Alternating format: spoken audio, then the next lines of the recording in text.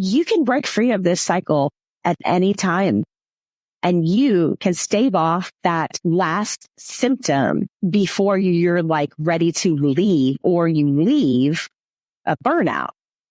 Hey, friend, welcome back to the Art of Managing Your Brain podcast. I'm Dr. Charlie Hornes. Today, we are tackling one of the most critical topics for high-achieving women navigating the chaos of life and work. It's the breaking point. Now, this is something that I have always called the threshold in my research. And a couple episodes ago, I went over my framework, and this is one of the biggest ones. So what does this look like? It looks like if you've ever thought, I'm strong, I can handle this, only to suddenly feel like everything around you is falling apart. Your focus is gone. Your emotions are all over the place. Your memory is failing you. Your remembering of events, your inability to regulate your emotions, your emotional life feels like it's out of your own control. You're not alone. You're not weak. And there's nothing, quotes, I'm doing quotes, there's nothing wrong with you. What's happening is a biological and neurological reality that I call the threshold transgression. So in this episode, what we're going to do is uncover what actually happens to your brain and your body when stress pushes you beyond healthy limits. The sneaky ways chronic stress rewires your mind, leaving you in a cycle of exhaustion and self-doubt. And most importantly, how to recognize the early warning signs and step back before you hit that breaking point. So by the end of this episode, you'll have a roadmap for stopping the cycle of burnout in its tracks and reclaiming control over your life. So if you're ready to get started, then let's go. I'm Dr. Charlie Hornes, highly anxious people pleaser turned master certified professional life coach. Learning to manage my brain was so life-changing for me that I got certified so that I could teach these incredible evidence-based practices to you. Are you ready for massive change?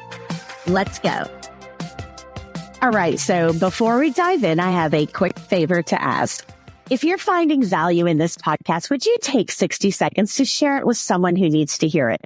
Your share could be a lifeline they didn't even know they needed. And if you're ready to uncover some mental patterns that have been holding you back, I invite you to take my Thought Saboteur quiz at charliehornescoaching.com/quiz. It's a quick eye-opening tool that helps you pinpoint what's really keeping you stuck and how to move forward. All right, now let's talk about stress, thresholds, and the hidden dangers of believing we can handle it all. All right. I always want to start in my favorite place, the science. So what happens physically and mentally when you hit your breaking point? Your brain and your body are designed to handle short bursts of stress. Now, we've talked about this very generally, but I want to break it down and unpack it a little bit further today. So this is called acute stress, and it activates your survival instincts. Your survival instincts become aroused based on what is happening around you. It is determining as a threat. So your survival mechanisms and your amygdala fires up. It comes online, and then that neuromodulator, that stress chemical, stress hormone, cortisol, it floods your system. And that's when you're ready to fight, flee, or freeze. And we always have that lovely fourth one, fawn. I think that's more of an evolved stress response because I'm not really sure you can people please a lion, but there are people in our offices that often feel like we're dealing with lions. So yeah, this is all normal. That's the most important thing. If you take anything away from anything I've ever said, is that there's nothing wrong with you. Most all of this is entirely normal. But when stress becomes chronic, when there's no pause, no break, no season, right?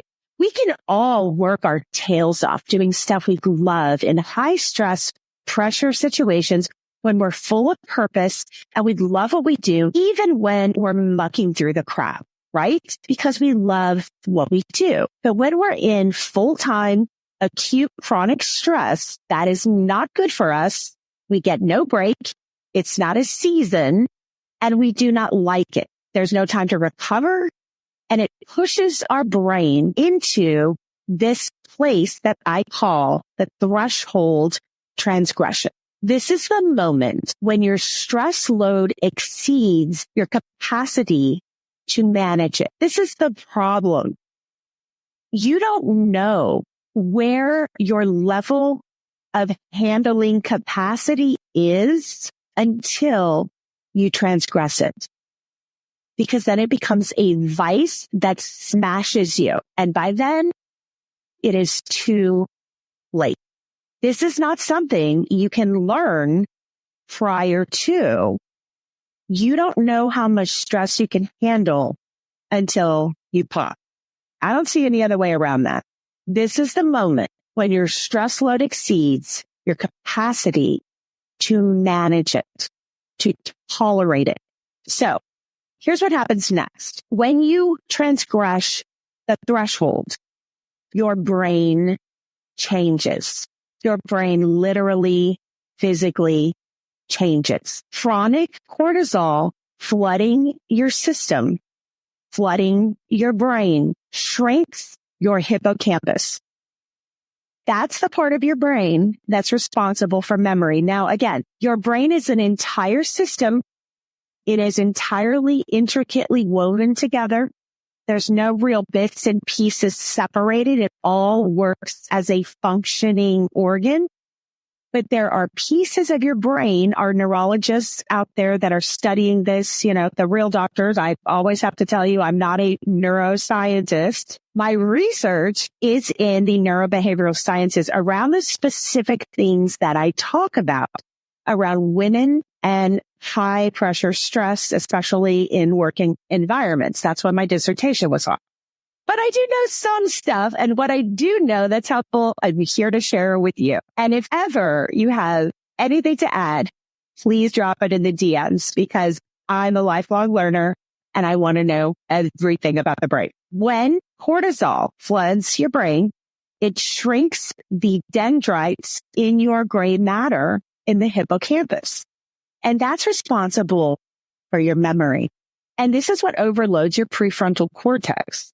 That's responsible for your decision making. That's your thinking brain. This is why you start forgetting things, making mistakes, or feeling brain fog. This is when you emotionally spiral, because without a functioning prefrontal cortex to regulate your emotions, you are more prone to emotional outbursts, shutdowns, or feelings of despair. You are more prone to feeling like you are not in control of your own emotional life.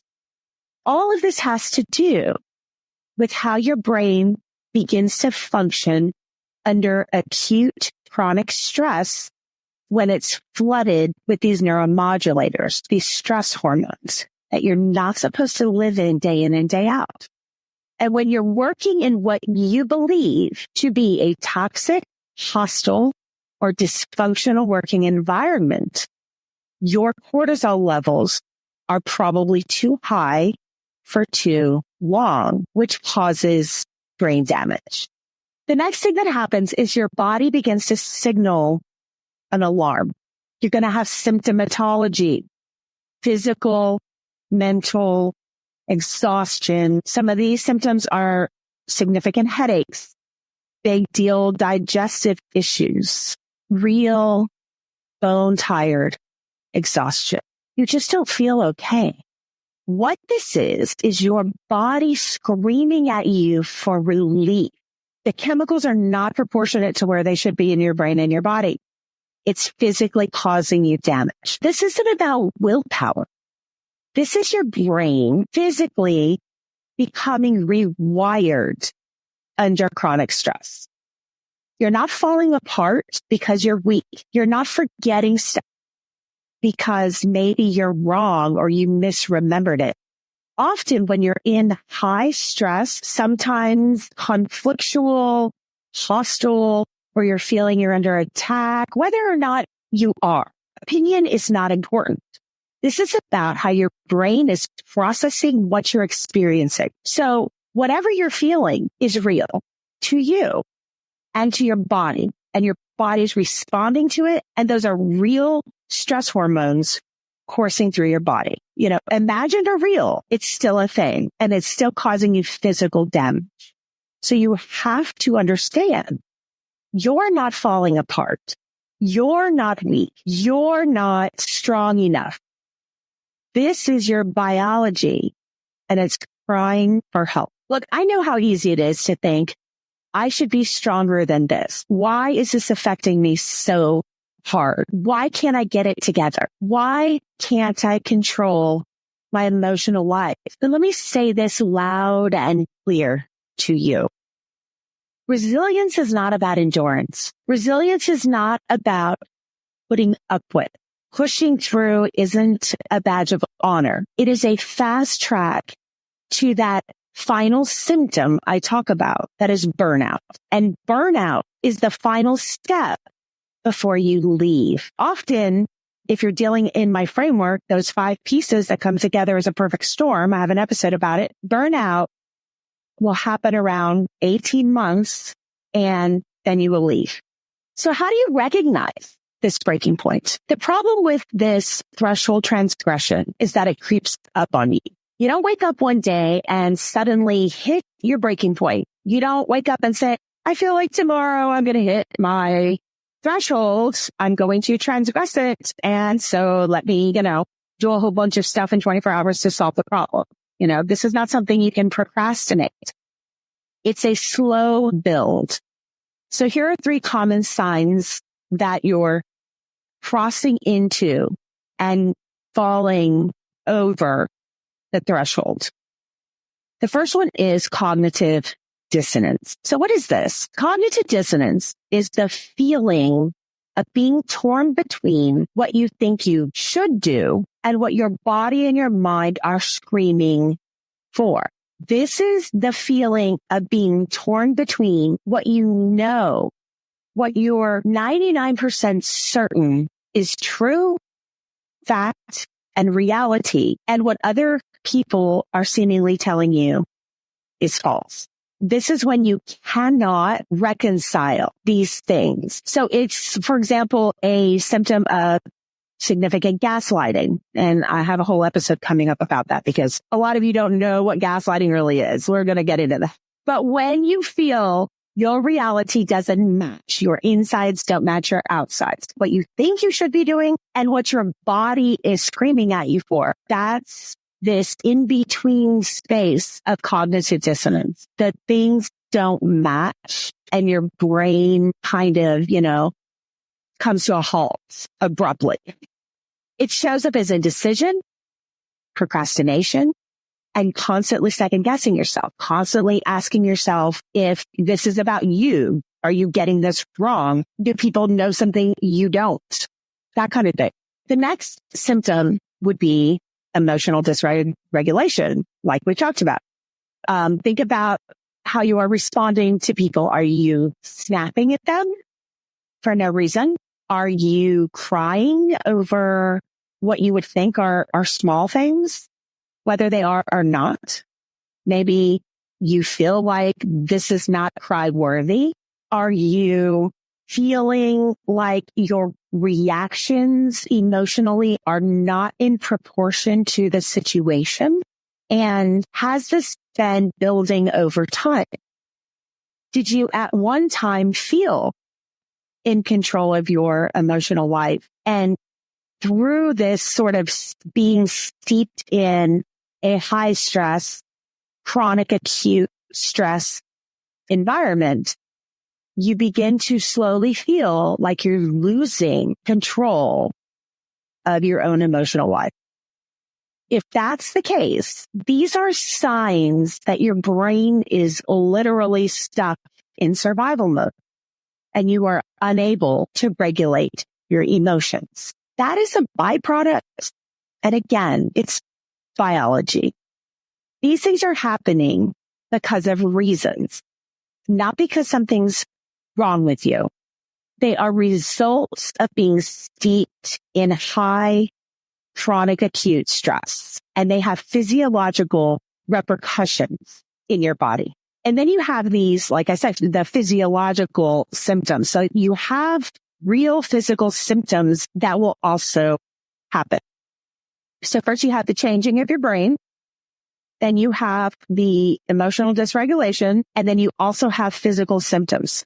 So this chronic acute stress often manifests physically, like unexplained fatigue or insomnia. They can be opposite things, even illnesses you can't seem to shake. Significantly digestive issues, the GI stuff that is really often related to stress. There's a lot of new research coming out about particularly autoimmune disorders that mess up what you can eat, that manifest in your skin, that manifest in your GI system. There's a lot of stress-related illness. And a lot of the research is also pointing to much of what is killing people can be traced back to stress. Your body, it may feel like it's betraying you. It's likely a sign that the stress is starting to hit critical levels when you start to just sort of manifest things that weren't there before. Now, that's one of the key things that I have to highlight in my work. These things manifest within a system.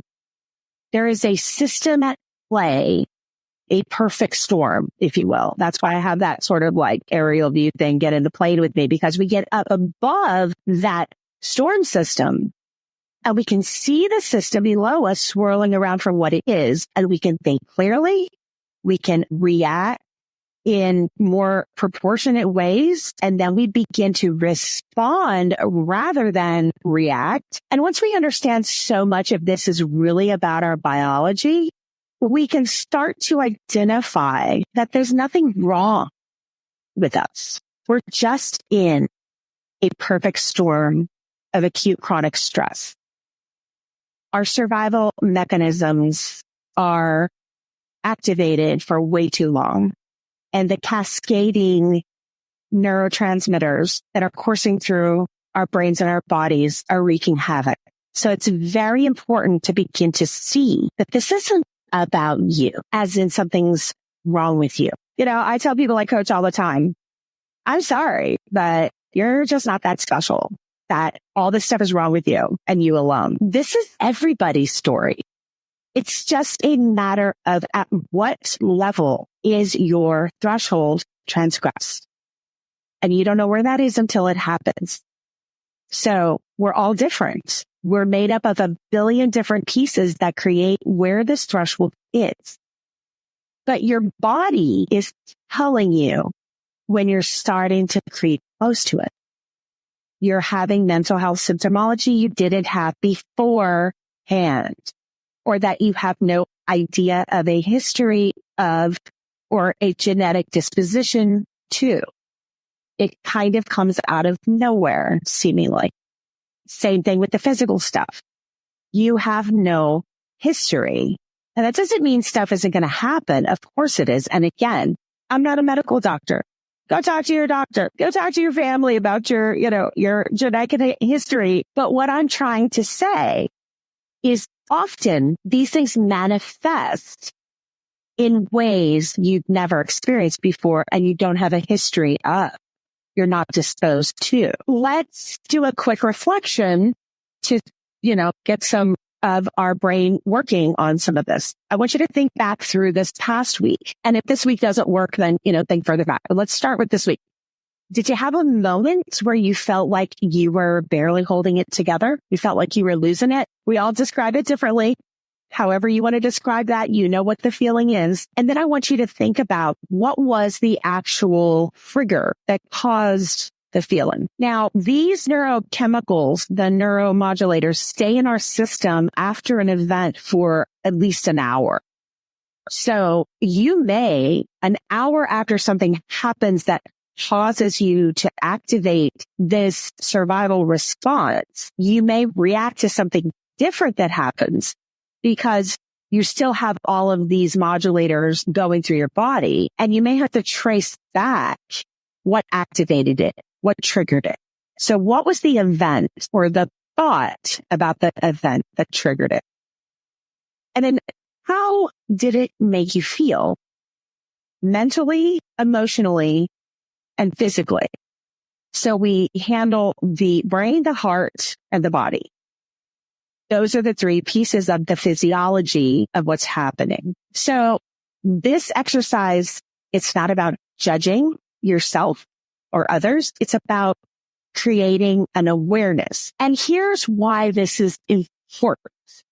I know you hear about, oh, being aware is so important. Awareness is the key. Why is awareness the key? Awareness is intentional. Awareness kickstarts your thinking brain so that you can begin coding memories again.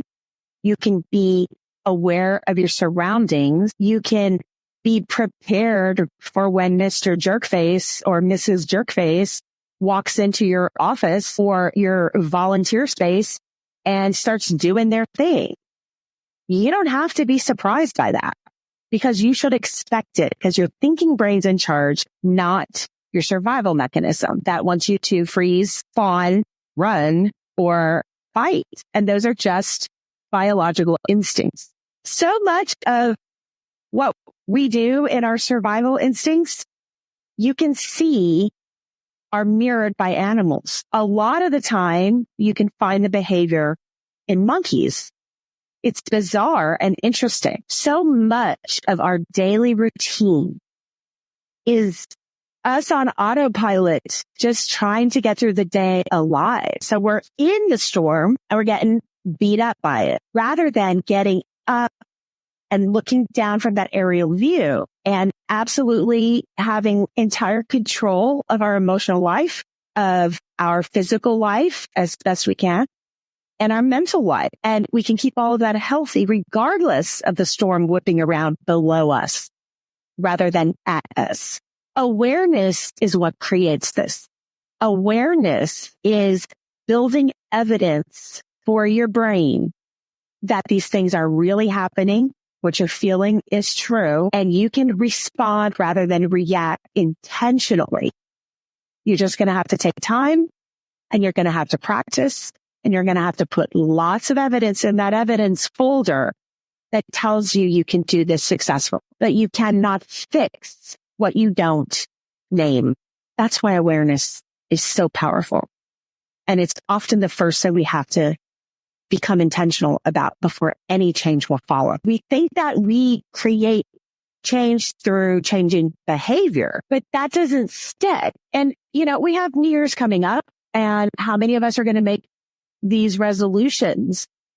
And we just say, that's it. I'm changing. I'm doing this. I'm doing that. I got this expensive gym membership, all these lovely, expensive, fabulous gym clothes. And 6 months, 3 months later, it's not happening because we didn't make anything different in our thought pattern.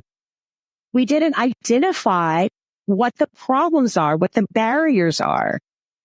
So you can't fix anything that you cannot name. I've got a place now where I can put everybody's resources in one storefront. What's really cool is when you use the what we call affiliate links, and I'm now becoming an affiliate for a whole bunch of different things. It's all on my website at charliehornesscoaching.com, and it's on the bonus resources page. What happens is when you purchase something off of that, a portion of it goes back to the show. And so what you're doing basically when you buy from there is you're supporting the show at no additional cost to you, which is kind of like the coolest thing ever. It's going to help us continue to create content for you and bring on incredible guests that are, they blow my mind. So I'm hoping they will blow your mind too, whether it's metaphysics and psychology and theology or high fantasy romance. You're going to find your next favorite read right there. Let's go. All right. I want to talk about how we break the cycle. So here's some good news. You don't have to stay stuck in this tunnel that is plummeting you towards transgressing your threshold. You don't have to stay stuck there. And if you have transgressed your threshold, which I have done, guilty, I've been there, done that. There are steps that you can take to pull yourself back and build a buffer against future stress, or rewire your brain back to a relative semblance of normalcy. Now, there's some stuff that, potentially has been changed. I feel that in myself. After being in a extremely, seemingly toxic, hostile, dysfunctional field, the majority of the time I didn't know any of this thought work. So I was basically on autopilot, reacting. There's differences. I'll never be that person again. I know I'm better for it, but there are some things I know are different and may always be different. And that's okay. Makes me who I am. I also probably wouldn't be hosting a podcast if I hadn't been through this, because I used to be terrified and now not so much. So we can pull ourselves back and we can build buffers against the future stress. So a very simple thing you can do is what I like to call a pause plan. And what this is just a simple strategy for stepping back before you hit a breaking. So here's how it would work. You identify an activity or responsibility you can temporarily pause, or you can delegate. That's the first step. So step one, identify an activity or responsibility that you can temporarily pause or delegate. Then you set a boundary and say no to one thing this week. And if you want to work on that, see last week's episode. We talk about how to do some of that. The third step is use that time to do something restorative for yourself, whether that is a 15-minute walk, a 15-minute cat nap, or simply sitting in silence. For me, I love to steal opportunity to read a chapter out of one of my lovely high fantasy romance paranormal books. As you know, I'm obsessed with those. I have a great list on my Amazon storefront. Hello, go check that out. You need to do something restorative with that time. Then you need to reframe the beliefs about your resilience. You have to start telling yourself, resilience is not how much I can endure, because that is exactly the same as the threshold transgression. How do you know how much you can endure until you can no longer endure it? It's a catch-22 you don't want to get stuck in. That's the problem. We don't know when we're going to transgress the threshold until the threshold is transgressed. Resilience isn't about how much you can endure. It's about how quickly you can recover, and recover in a way where you feel good. And I don't mean happy or joyful or this, that, and the other. We're not supposed to live. Life is 50-50. We're not going to be happy all the time. That's fine. It's okay. But you have to recover back to a place where you don't feel like neurotransmitters are running the show, and you can feel just sort of content and neutral. So this shift helps us focus on restoration instead of endurance. And as science tells us, we learn when we sleep. And if you are not creating restorative time, including good sleep, good health, good eating, good exercise, all those things, then you are not creating the space that you need to recover. So this is not about endurance. This is about focusing on restoration. Now, you can also build yourself a little stress relief toolkit.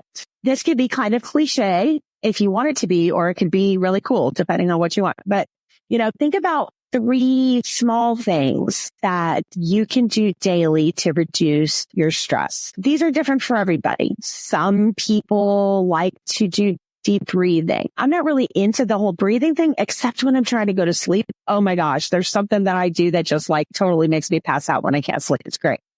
But during the day, I'm not really a big deep breather, but it's so good for you.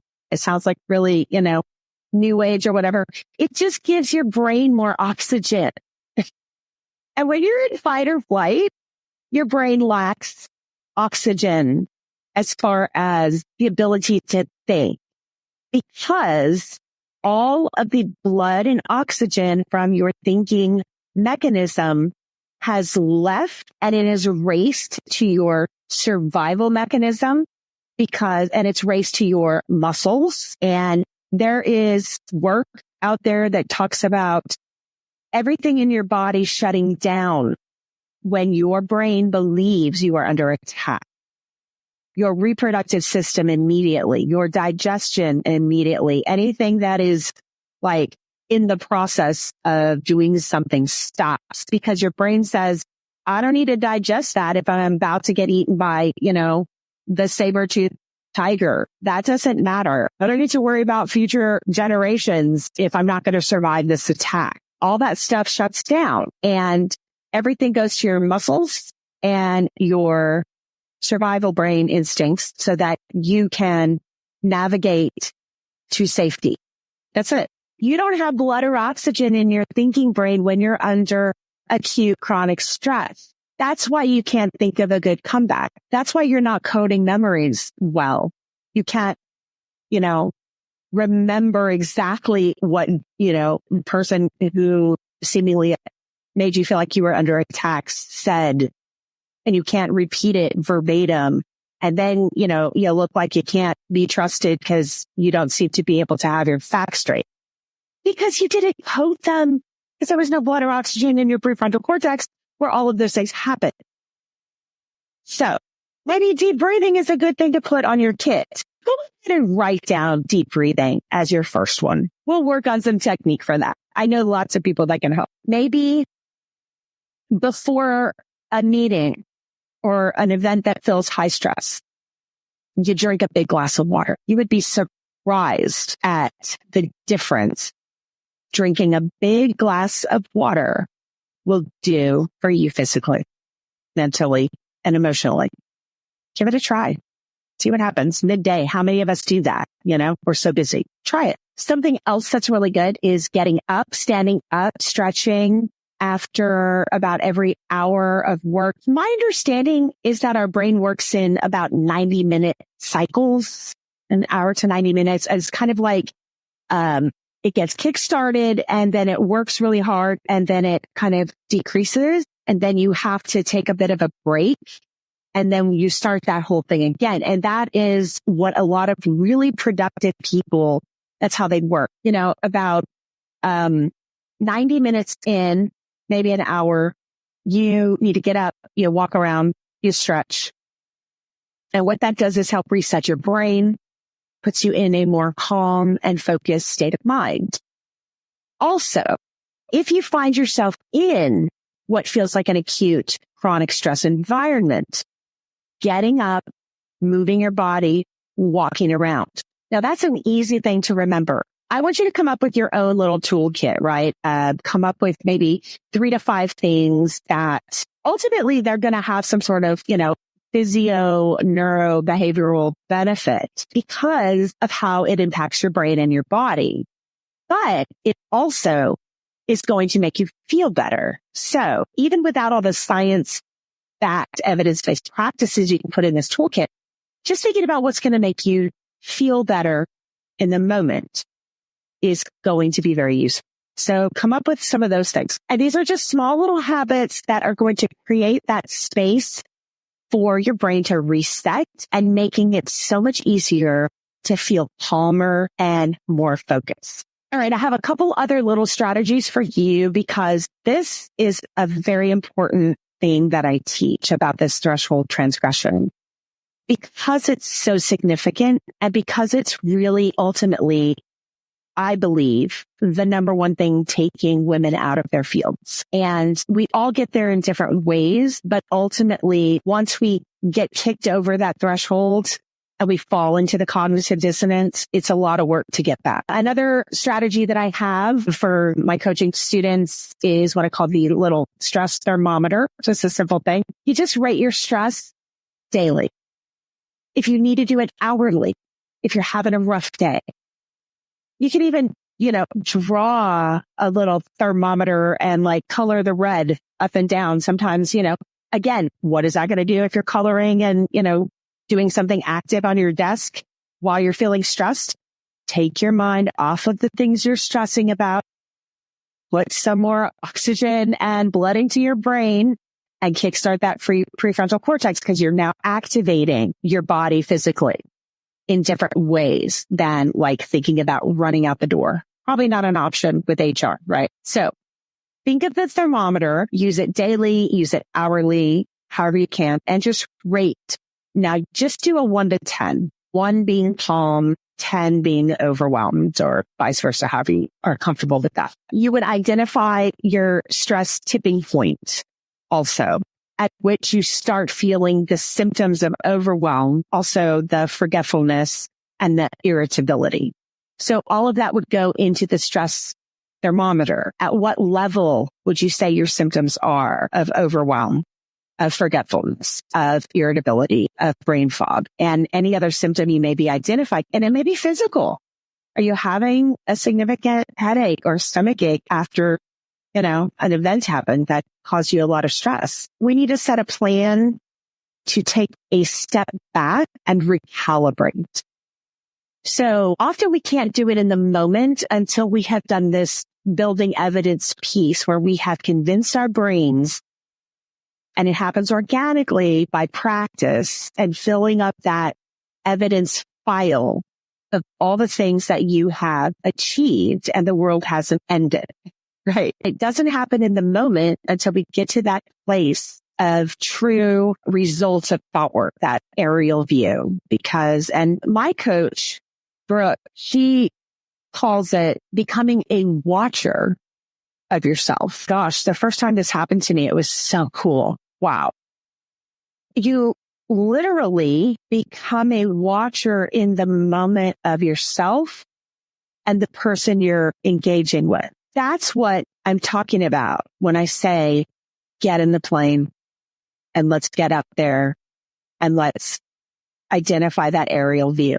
We get out of the storm and we see it for what it is. And that is when we start the small steps of taking that step back and recalibrating.